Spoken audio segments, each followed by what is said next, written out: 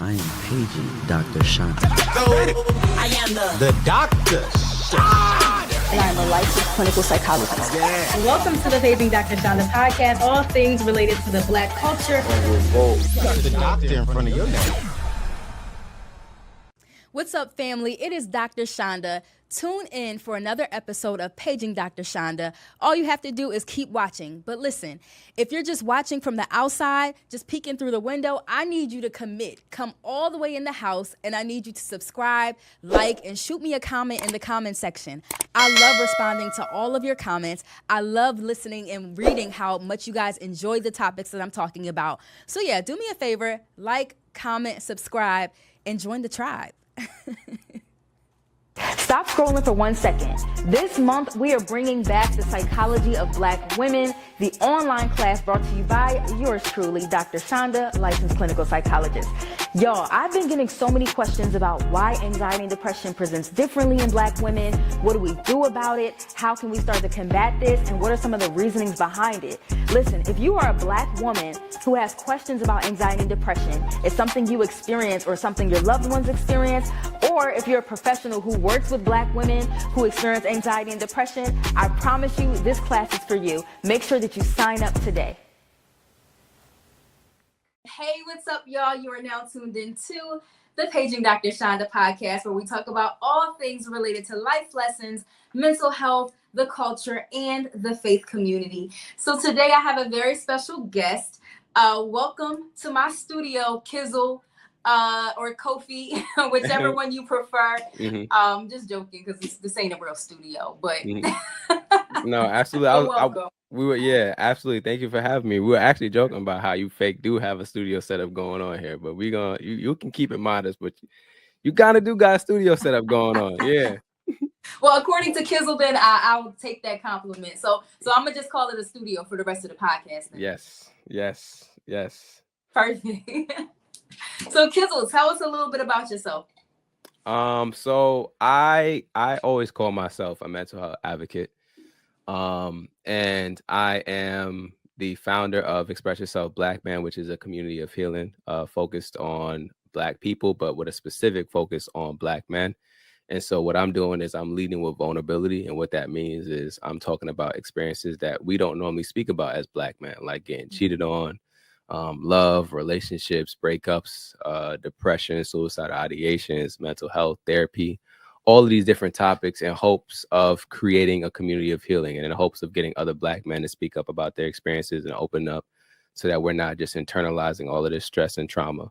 And so I do that primarily on social media. So on IG, we have a growing community of over 56,000 people, TikTok over 1K, YouTube over 1K. And also a podcast, all these different avenues trying to reach the community. So I'm very, very, very passionate about creating solutions. So I think about it as solution-based thinking.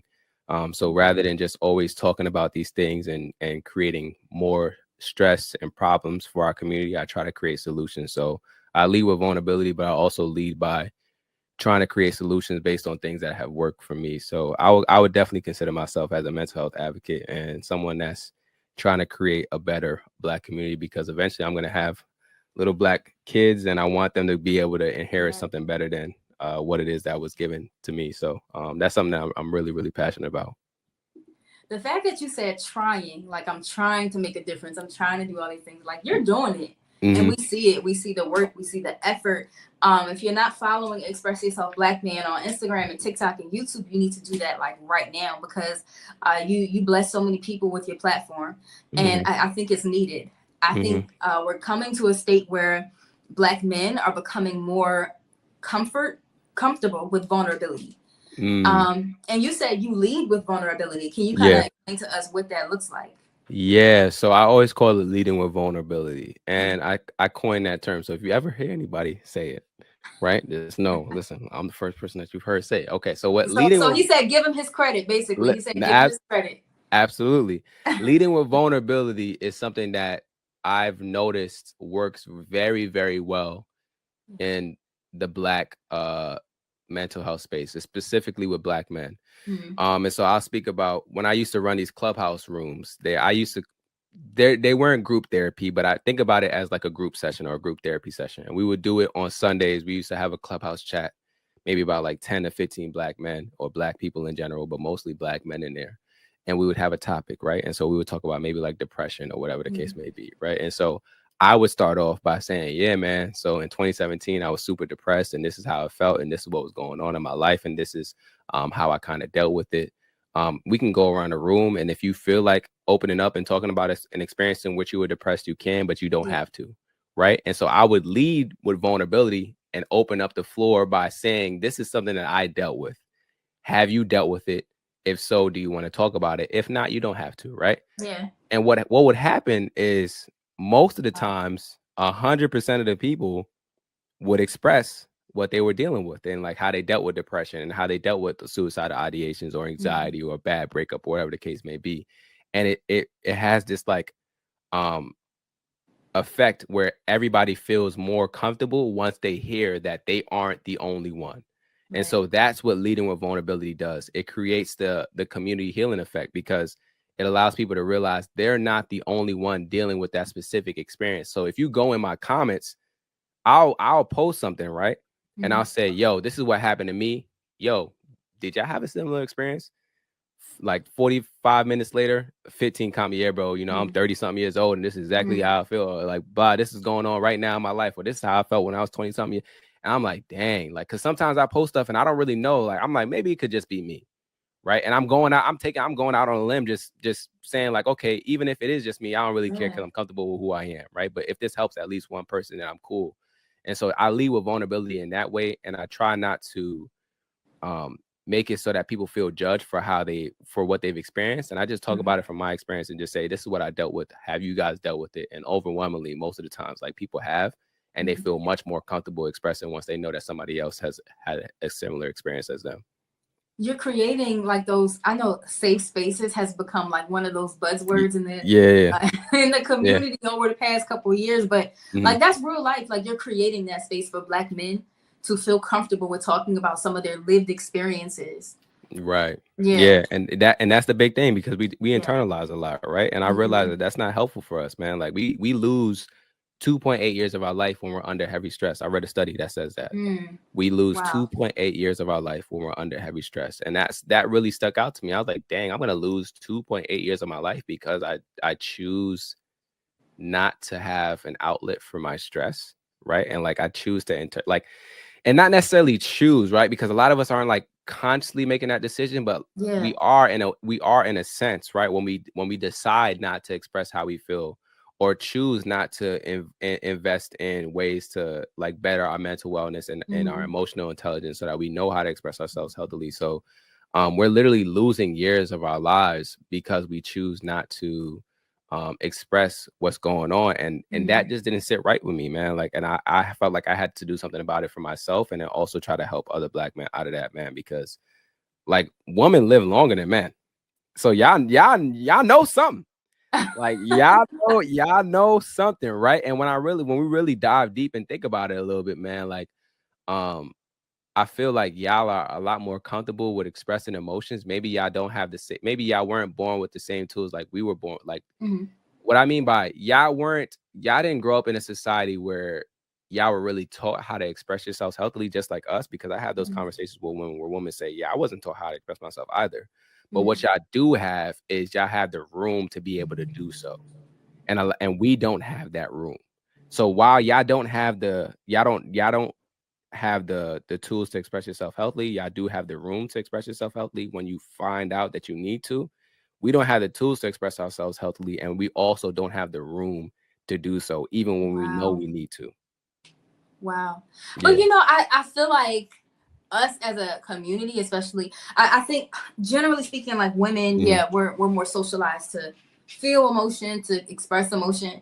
But like, even in the Black community, right? So I feel like women too, like, we can have a hard time with like feeling and expressing emotion because of those, notions that have been detrimental, like the strong Black woman or what have you. Yeah. No, you speaking facts. You speaking a lot of facts. So, that's true. Yeah. So I'm thinking like, us as a community, and I'm not gonna, me too this conversation. No, but no, like, no, no. Yeah, I you're think- you're adding your experience. Yeah, and Yeah. that's necessary. Yeah, go ahead. Yeah. Yeah, and I just think that like as Black women, like we also have to get to a place of acknowledging that, some of us may not have learned the tools, but it's okay to learn them now in adulthood. I think when we go through life and we normalize these ideas, like this idea of strength, or just being able to kind of like power through situations, I think that keeps us in places to where we feel like, well, my grandmom did it, my auntie did it, my mom did it, so I'm gonna do it. I'm gonna be able to kind of like put this mask on and keep it moving. And just because it's normalized don't mean that it's adaptive, doesn't mean it's healthy, doesn't mean it's functional. Right. There's a lot of maladaptive behavior in our community that we think is healthy that's not healthy. Like we do a lot of things out of trauma that's not really putting us in a position to win. It's just putting us in a position to perpetuate the cycles that we've seen. That same cycle, right? That same cycle. So I love that we're talking about this. I think you do great work, especially for Black men, because Black women, like and I'm going on a tangent here, but I feel like I'm not gonna say we have the resources, but we have the support. We have, shout out to Essence, we got Essence magazine that's targeted toward Black women. We have, like the hashtags Black Girl Magic, Black Girls Rock, that platform, that whole award show. But we don't have like a Black men's platform. And I remember having this conversation with a friend about how like Black men in this country are neglected. There aren't many resources. There aren't many people that's pushing the health and well-being of Black men. Yep. Yeah. Yeah. Like that's a real thing. That's a real thing. I said this the other day when I was talking about like we see a lot on social media, Black men going viral on podcasts, saying a lot of, sometimes it can be distasteful or negative things depending on a person's perspective. And I was saying the reason why we see a lot of these clips is one, because of, these platforms are going to promote whatever they feel like is going to get the most engagement, but also because a lot of Black men don't feel like they have any other space to express themselves outside of a podcast. And so they get on a podcast and their expression is so raw and unfiltered, and it hasn't really been, they haven't really learned how to express themselves healthily. And so everything comes out like just, what I'm saying? Like it's just vomit, right? Like it's just really just them just expressing whatever is on their mind. And so I feel like the part of the reason why we see a lot of that is because a lot of these men, a lot of the men in our community don't feel like they have spaces that are geared towards them and their experiences. And so that's part of what I'm trying to do. There are other platforms that are dedicated to showing like healthy representations of Black men. And while that's important, I think it's equally important to create platforms where Black men feel welcomed and feel like they're catered to, and like they can be at peace. That's something that I've been talking to my consultant about, because we're going to create an exclusive community.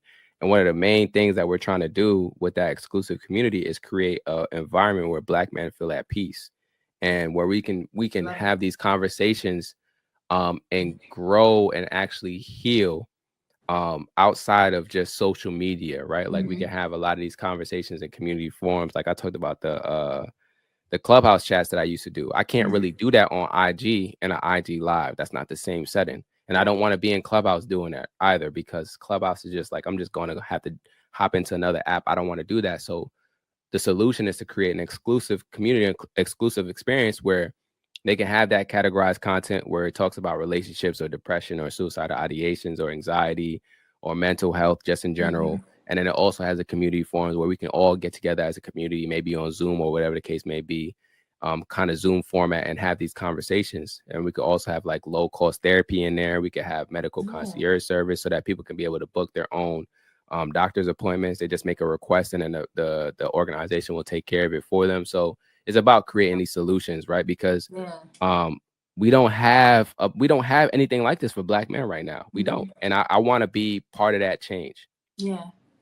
You're doing it. You say you want to be, you're doing it. You're being a part of that change. I appreciate that. For real. Yeah. No, so I got a question for you. So oftentimes, like I said, I love that you're targeting Black men. And the fact that you're targeting, you could have just, called your platform Express Yourself Man. Well, you put an emphasis on express yourself, Black man. Yeah. And a lot of times when we kind of emphasize our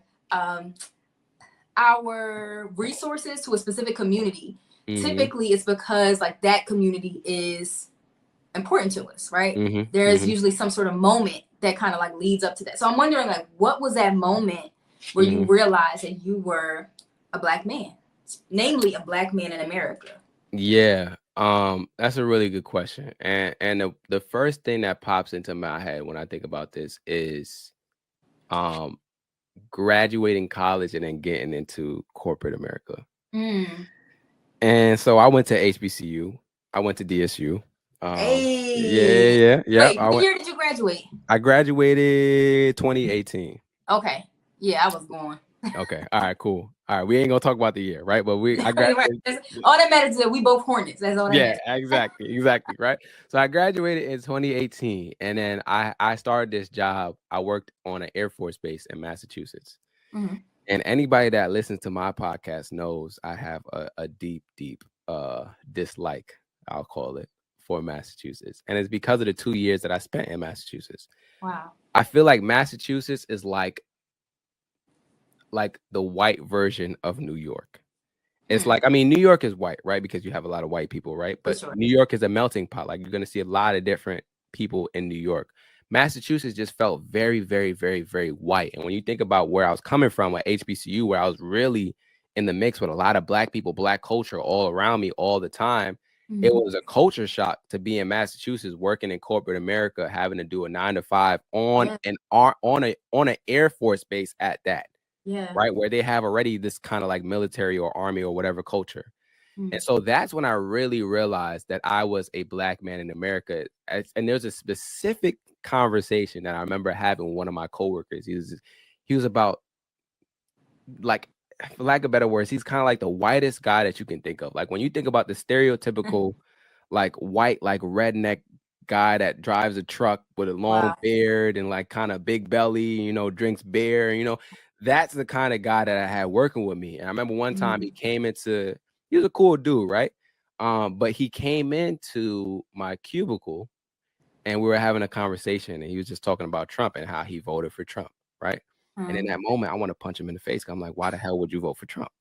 Right. But I'm realizing, like, he's white. Of course he would. He doesn't give a damn about my experiences. He goes on to say, I voted for Trump and I thought he would be worse than what he's doing now. But, America doesn't even seem that worse off.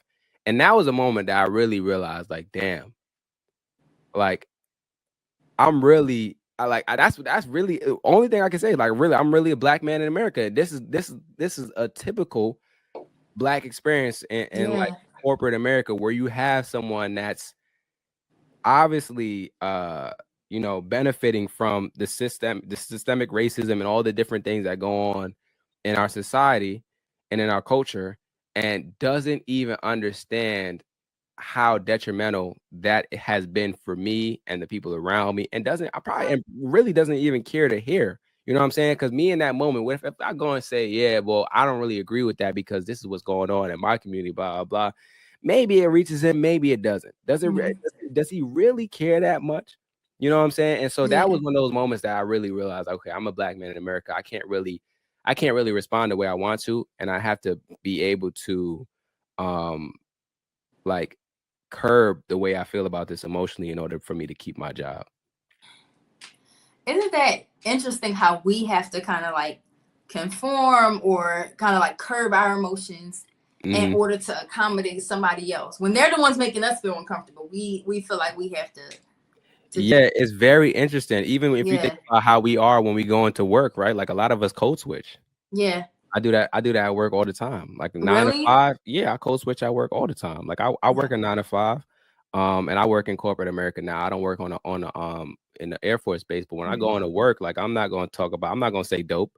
What I'm going to say is awesome. You know what I'm saying? Like, I'm not going to say hit me up. I'm going to say ping me. Like, it's just certain things that I switch the way that I speak, because I know it's easier for you to accept me as a Black man when I speak like a white person. You know what I'm saying? And that's really the gist of it. Yeah, and that's what code switching is. And a lot of us have to do that in order for us to feel in order for us to be accepted, in order for us to be less of a threat, in order for us to keep our positions and provide for our families. Wow, I think we saw kind of like a example of that. I don't know if you saw the Kanye documentary yet. I have seen the whole thing. Yes. Yeah. Okay. Somebody had pointed out to me, this was before I finished the whole thing, but they pointed out to me like the significant differences between the way Kanye, who's obviously a Black man, how he would talk like at the very early episodes versus how he would talk and more of part 2 and 3 while he was in a group of white people. And like we were like literally seeing before our eyes that need to code switch, that need to kind of change who he was in environments to present themselves or present himself. Yeah. We, it's interesting, right? Because part of it is like in a professional environment, you're supposed to present yourself a certain way, right? Like, I mean, you're not necessarily supposed to go there in shorts. Like, let's say you're doing a presentation or a pitch to a VC to VC to get money for your business. Like, you're supposed to go in there with a suit, nice cut, all that kind of stuff. But where does it stop, right? Where do we draw that line, right? Because for us, part of our culture is the way that we dress, and like, it's hard for me, especially as a Black man, to know when that line needs to be drawn. Am I doing too much by code switching, or am I doing just enough? Right? Like, am I doing too much by switching the way I dress, or am I doing just enough? Right? So it's like, I understand the difference between the way Kanye spoke in like part 1 and like part 2 and 3, but I also feel like some of that is attributed to him also changing as a person. Kanye now is not the same Kanye from when he was coming up in Chicago. He's a lot more, what's the word that I would put on Kanye now? I guess modernized, for lack of better words, right? And him coming out of Chicago, he's raw kid, not really he was not really on game like how he is now. So I think the way that he moves now, and also like some of his interests and stuff, has changed with access that he's had. That money has kind of given him as well. So I think that's part of it too. Yeah, it definitely can contribute to it. That's interesting. So you feel, I know a lot of people saying that share that same mentality, that Kanye is like switched a bit. Yeah. And I think a little bit. I don't think I think Kanye is Kanye, but I think some of his interests have, when I say interests, I mean like, I don't know, because now when I think about like him when he was younger, he was always talking about how he wanted to be like a fashion icon and all these different things, and now he's just living in that reality, right? So I don't know if his interests have necessarily changed, or if he's just become more of who he wanted to be. It could be that his interests have changed, or he's just become more of who he wanted to be. I don't know. I would have to be around him to really, I would have to have been with him when he was younger and be with him now to really be able to make that assessment. Yeah. No, that's a good point. Let me ask you this question. Do you feel as though it's more difficult for Black women? How should I word this question? Like, is it more necessary? Is it deemed more necessary for Black men to code switch as opposed to Black women? And yeah. That's interesting. I don't know. Okay. I don't know. I think Black people in general are expected to code switch. And I know there's some white people that are like, well, like, when I get into a certain environment, I'm going to change my language as well, blah, blah, blah. Not to the extent that we do, right? Like, not to the extent that we do. I don't want to say that Black men have to do it more than Black women. I think we both have to do it. And I also think the reasons and why we do it are kind of the same too. Because I said the reason why I do it is because I want to be seen as less of a threat, less of a whatever the case may be. Right. When you think about Black woman and the tropes that you guys have when it comes to like society in general, it's always, well, the angry Black woman. Like, that's something that you know what I'm saying? That's something that I experienced when I worked in the Air Force base. Like, we had this Black woman that worked with us, and she was just very strict. right? And everybody was just like, they basically labeled her with that angry black woman trope, right? And it was because she knew what she was talking about and she was unapologetic when she spoke. Exactly. So she didn't code switch and she didn't conform and she didn't lay down and bow down to them. And so that made them label her with the the angry black woman trope. And so I feel like that's part of the reason why we see code switching on both sides between black women and black men. It's like, I don't want to be the person that gets highlighted for, and it's crazy to say it this way, but it's like, you don't want to get highlighted for being authentically, you don't want to be authentic in your expression or in who you actually are, because you think that that's going to be used against you in some way, shape, or form. So you rather conform to what everybody's doing in that corporation or organization or whatever the case may be, so that you can just continue to make it to the next day. And it's really just about surviving in corporate America. And it's sad that we had to do this, but this is part of the reason why diversity and inclusion should expand more to not just recruitment efforts, but actually culture inside of a company. Exactly. Yeah, I agree with you. I think there are probably like different stigmas that we're fighting, which is why so many of us do code switch. The reason why I asked you that question about black men versus black women was because when you were talking about code switching, I had an immediate impulse to, talk about my experience with code switching. But Please tell me. I paused. But then I paused. I'm like, well, I'm going to be sensitive to the fact that it might be completely different. Because I acknowledge that there are different hurdles that black men have to jump over than black women. But I will say, I made an intentional effort probably about like 4 years ago to not code switch in my profession anymore. So the same Dr. Reynolds you get on a podcast is the same Dr. Reynolds you're going to get when I'm teaching a class at the doctorate level. The same Dr. Reynolds that you're going to get where I'm meeting with a client. Even while I was, on residency at, Friends Hospital and at Johns Hopkins or what have you. Like, I tried to make sure that I was authentic in the way I constantly presented myself, because I believe that code switching is the term that we are using now, and it's become like, again, one of those buzzwords. But this is not something new to America. Like, when we were brought to this country, we were expected as Black Americans, we were expected to have our identity stripped, right? We were expected to have our identity stripped of who we are in terms of our African ancestry, and to take on the mindset and the mentality of our oppressor in order to assimilate, in order to be like those who we're surrounded with. So as a result, I chose to wear my hair the way I wanted to. I chose to wear my nails the way I wanted to. Did I receive backlash? Were people labeling me? Yes. Were those people white and Black? Yes. But, I made, again, a conscious effort not to do that. But also, like, I am completely aware, and this is not to take away from your experience. I want you to see it, please.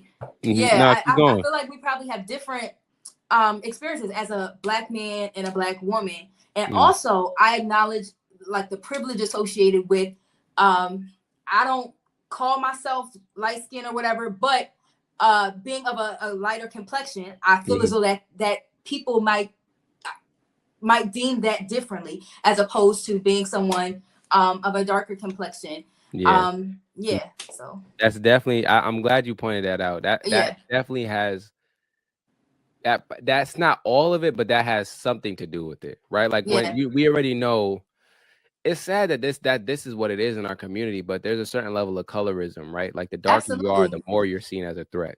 Exactly. Right? And that's what I failed to say that, but I appreciate you for pointing that out. Yeah, like, the darker you are, the more you're seen as a threat, right? Exactly. And so I think that could be part of the reason why, but I'm gonna challenge myself. Now that you said that, right? You've inspired me in a way. I'm gonna challenge myself to not code switch as much, right? It's not gonna change overnight.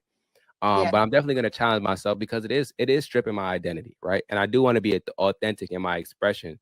And that's something that I struggle with, right? Because also part of it, I think, has to do also with people pleasing, right? Like, I struggle with people pleasing. Okay. And what you want to do is, you don't want people to, like, look at you a certain way. It's like, what are they gonna think? How are they gonna think about me if I use the word dope instead of awesome? You know what I'm saying? Like, how are they gonna think about me if I just use hit me up instead of ping, and all these different slang terms that I normally use with my bros, right? So I think part of it is like me wanting to be cool with everybody and not wanting to be at odds with anybody. And so that also influences my behavior when it comes to work.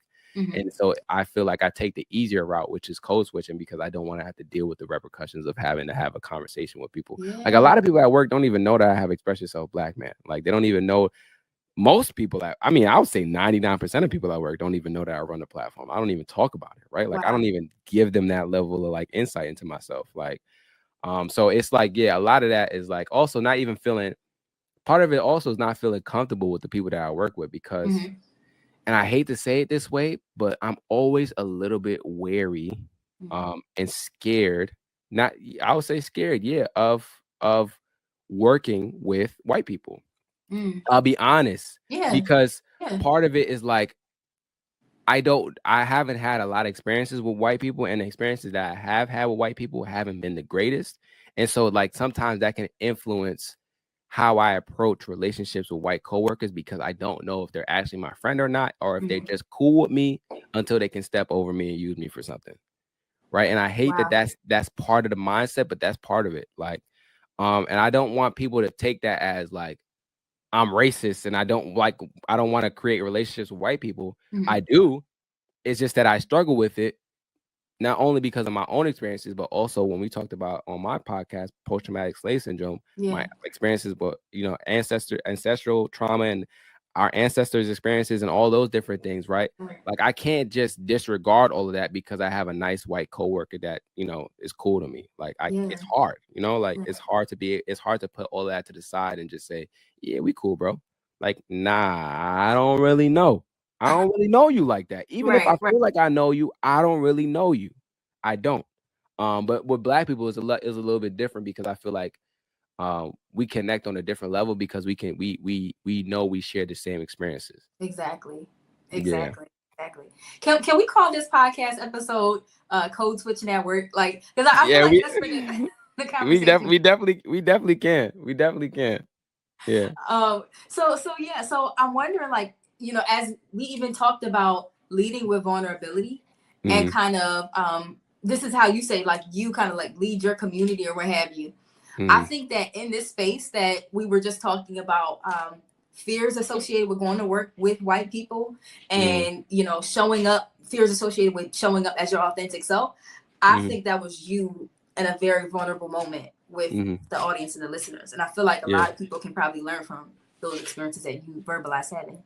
Absolutely. And that's what it's about, man. Like, I don't want people to feel like, damn, I'm the only person that's going through this. Like, so when I speak about these things, like my expression is very raw right now because I've never really vocalized that that's how I felt about working with white coworkers. I've never actually made that. I've never actually made that vocal. And part of that is because, like, I don't want to say anything that can end up putting me at odds with coworkers and all these different things, because I'm worried about protecting mine and making sure that I can provide for me and my family and all that kind of stuff. But there's nothing wrong with me saying that I have a hard time creating relationships with white people. Like that's what's wrong about that, right? Like I feel like most Black people struggle creating relationships with white people, and that's really at the gist of what I'm saying. And so when I say these things, I'm saying them not only to help myself express and actually understand what's going on internally, but also to allow other people to understand that it's okay for you to have these experiences because other Black people have them. Yes. We got to keep in mind, like, we don't go through these experiences in life as individuals. Like, if one person, Black person experienced it, it's likely that that community in general has experienced it. And again, like, I'm appreciative of you just being vulnerable in that aspect. You said that was the first time you talked about that? Yeah, that's the first time I did. Yeah, that's definitely the first time I talked about like my experiences with white coworkers. So this is this is definitely an exclusive to Paige and Dr. Chanda. I've been told I have that effect on people that I can just make people open up and share. I think that's why I'm in the profession. Yep. Listen, you definitely doing it in this episode. Doing it. So if I can be transparent, that was my first time talking about like even code switching on my perspective. And how, like, because people see like the product now, right? Me as the person who kind of like shows up authentically and thinks I was always like that. But people might not know that I've had moments in life, especially early on in my doctorate program, where I did not like, go into school with braids. And I never, so I went to school in DC, but I never took the metro wearing a hoodie. I never did. because Why? I did not, because in the morning on the metro, it's a bunch of white people who wear business suits and dresses and they're on the way to work. And I did not want to be labeled. So Really? on days where I had classes and I had to take the train, I had to take the metro, I wore like clothes like I was going to work or what have you. Like I didn't wear going to class clothes. Like I would, code switch, right? Wow, Yeah. that's interesting. Wow.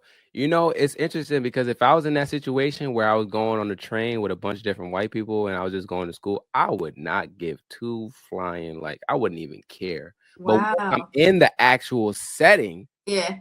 you know what Okay. I'm saying? That makes sense. I'm like, I gotta switch up. That Right, makes like I have to change. So it's interesting that you had it even before you went into the setting. Because for me, it's like none of y'all gonna really. I don't care how y'all feel about me outside of the setting because y'all can't affect. Y'all can't. I feel like for me, what it is once it has I feel like it can actually have an effect on my life and my livelihood. I get a little uneasy, and then that's what leads to the code switching because I'm like, I have to code switch in order to survive. Yeah. But if I don't have to code switch in order to survive, I'm like, I don't give a damn. Like if I'm in the train and I'm around a bunch of white people and they worried about what I'm wearing, I'm like, I don't care. You know what I'm saying? Like it is what it is. And also another thing that I was thinking about too, like I always think about this. I'm like, yo, if my white coworkers saw me outside of work and they didn't even know me, would they say hi to me? Probably not. Probably not. Like if they saw me in the supermarket with my joggers on and some Yeezys, you know what I'm saying? Like the black man is okay to not be okay hat and the merch, would they say what's up? Or would they head down, keep walking? Right. Because that's a lot of the times that's the experiences I get with white people. There's some cool white people that I see in the environment, but out and about. But a lot of times I get the like, I'm not even trying to make eye contact. You know what I'm saying? So I always think about that too. I'm like, would they even say what's up to me? Like that's something that I think about. Wow. That's something I think about for sure. Huh? That's something I was just saying. That's something that I think about for sure. It's not going anywhere, but yeah, that's definitely something that I think about. Yeah.